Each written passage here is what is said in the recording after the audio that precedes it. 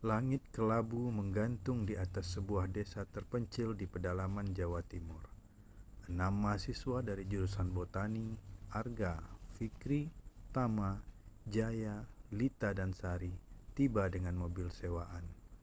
Jalanan tanah becek menyambut ban mobil mereka yang nyaris terperosok. Mereka diterima dingin oleh penduduk desa. Tatapan penuh curiga dan bisik-bisik menyambut kedatangan mereka. Seorang kakek tua hanya berbisik, "Jangan terlalu dalam ke hutan. Ada yang tak ingin diganggu." Hari pertama ekspedisi dimulai. Mereka menyusuri hutan yang lebat, mencatat spesies tumbuhan langka. Sinar matahari mulai sulit menembus rimbunnya pepohonan.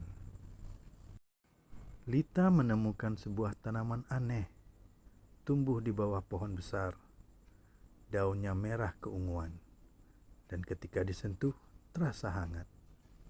Jaya mengambil sampel, tapi seketika langit mendung berubah jadi pekat. Mereka sepakat untuk segera kembali. Saat hendak kembali, jalan yang mereka lalui menghilang. Kompas berputar tak tentu arah. Mereka tersesat. Malam turun dengan cepat. Hujan deras mengguyur. Setelah sekian lama mereka berkeliling, akhirnya mereka menemukan sebuah rumah tua kolonial, berdiri sunyi di tengah hutan. Terlalu gelap dan terlalu sunyi. Hujan semakin deras, dan langit terus terasa semakin gelap. Tak ada pilihan lain. Dengan terpaksa mereka harus masuk ke rumah tua tersebut. Rumah itu berdebu, namun seperti ditinggalkan belum lama. Meja makan dengan piring-piring tersusun rapi, seakan-akan menyambut kedatangan mereka. Tanpa berpikir panjang, mereka segera meletakkan tas dan seluruh peralatan serta perlengkapan yang mereka bawa ke dalam rumah. Salah seorang dari mereka, Lita, melihat bayangan seseorang berdiri di ujung tangga. Saat ia mencoba menoleh lagi, sosok itu menghilang. Lita hanya berasumsi, mungkin itu hanya bayangan benda yang menyerupai seseorang. Setelah berdiskusi sejenak, akhirnya mereka memutuskan bermalam di rumah itu. Mereka menyusun tas tidur masing-masing setelah sebelumnya mengganti pakaian mereka yang telah basah. Mereka menyalakan api unggun kecil di tengah ruangan agar tidak terlalu gelap dan sembari untuk menghangatkan badan mereka. Suara derit lantai dan angin meniup jendela membuat malam terasa panjang.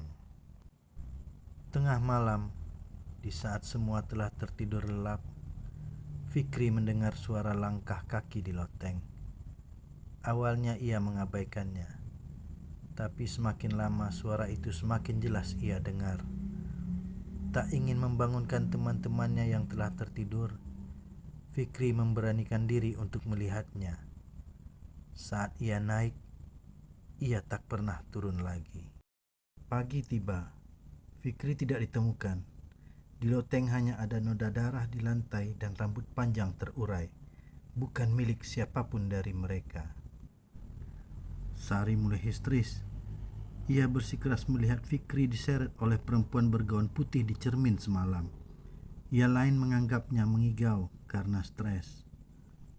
Jaya mencoba mencari jalan keluar, namun setiap arah yang ia ambil selalu kembali ke rumah yang sama, seolah hutan menolak mereka untuk pergi.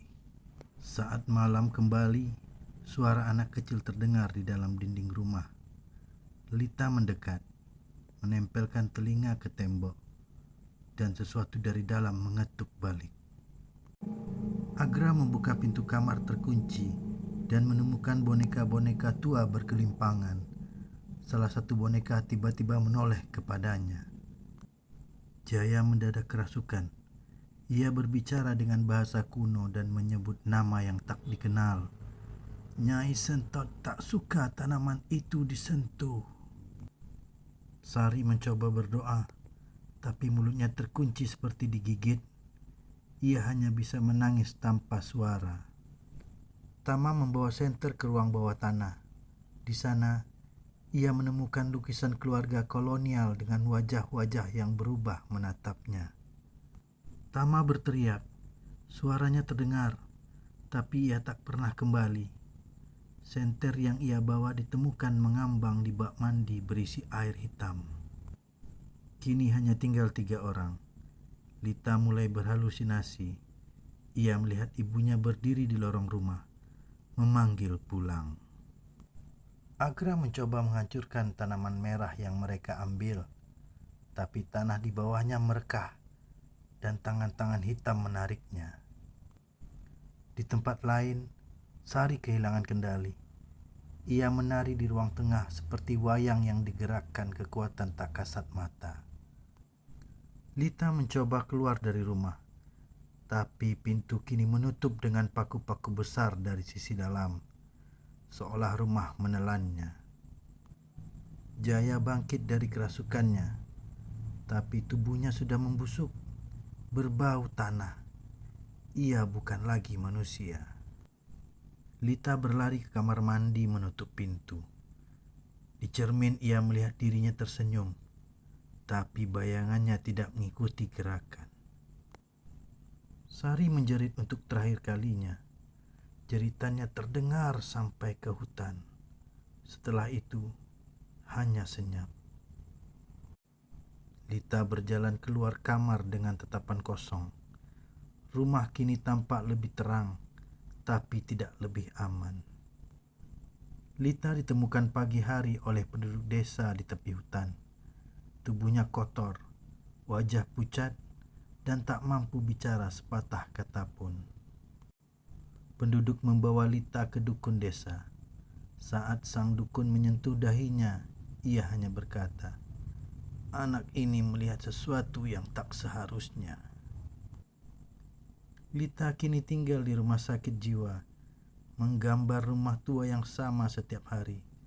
Ketika ditanya siapa yang tinggal di dalamnya, ia menjawab pelan, "Kami semua masih di sana."